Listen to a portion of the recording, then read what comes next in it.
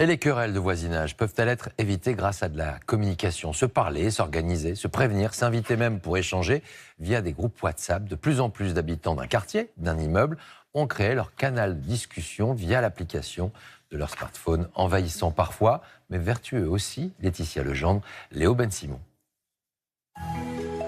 Tous les samedis matins, dans le 14e arrondissement de Paris, on se croirait sur un petit marché de village. Ces voisins font tous partie du même groupe WhatsApp.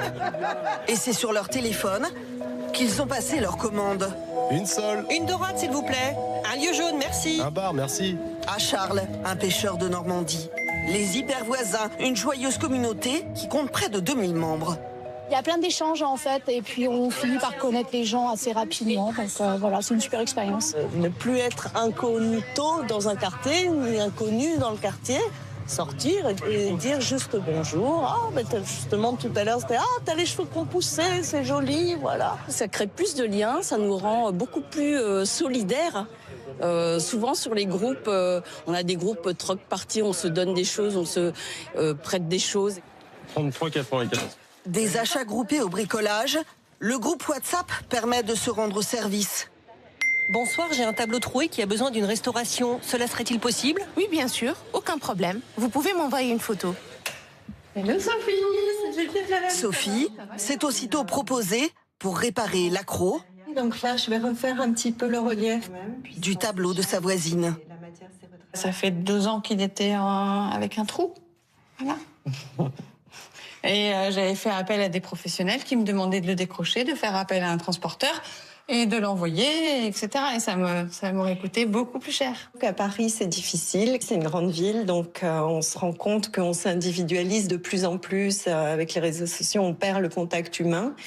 Et on se rend compte, je pense, qu'il faut qu'on retourne un petit peu en arrière. Créer du lien dans les grandes villes et les petites communes. Comme ici, à Céré-la-Ronde, en Touraine. Dès qu'elle a emménagé, cette assistante maternelle a mis en place un groupe WhatsApp avec une 60aine d'habitants. C'est grâce à lui qu'elle a organisé le carnaval du village. Comment ça va? Les parents, les commerçants, tout le monde a joué le jeu. C'est une super idée. Franchement, c'est sans se connaître, on se connaît tous en fait. Lors des travaux dans ce bar-restaurant, les gérants ont aussi profité du groupe pour recruter des bras. Pas de souci. On est une vingtaine de personnes qui sont venues avec des balais, des gants mappas, des seaux, des pchits à carreaux, c'était génial. C'est une corvée? Ah, pas du tout, justement. C'est un plaisir. Une réponse en quelques minutes pour partager de bons moments ou aider en cas d'urgence, comme ce fut le cas pour l'un des seniors de la commune. Sa femme était tombée chez lui et puis il n'arrivait pas à la relever et il a mis un message sur le groupe. Tout de suite, il y a des gens qui sont allés l'aider, quoi. À Paris, c'est une toute autre urgence qui a fait réagir ces derniers jours les hyper voisins. Salut les hyper voisins. Enfermés dans les toilettes, la poignée tourne dans le vide. Des idées? Nasser, bricoleur hors pair, a tout de suite répondu. Gage démonté, sauvé par Nasser. Encore un immense merci. Un vrai héros.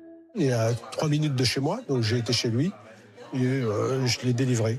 Donc il était content, mais Depuis combien de temps? il est de plus de 2 heures, je crois. Je suis multiplié par 10 mes amis en l'espace d'une année. Pour le fondateur et sa 50aine de groupes sur WhatsApp, un mot d'ordre. Chez les hypervoisins, on n'a pas le droit de se plaindre, c'est interdit.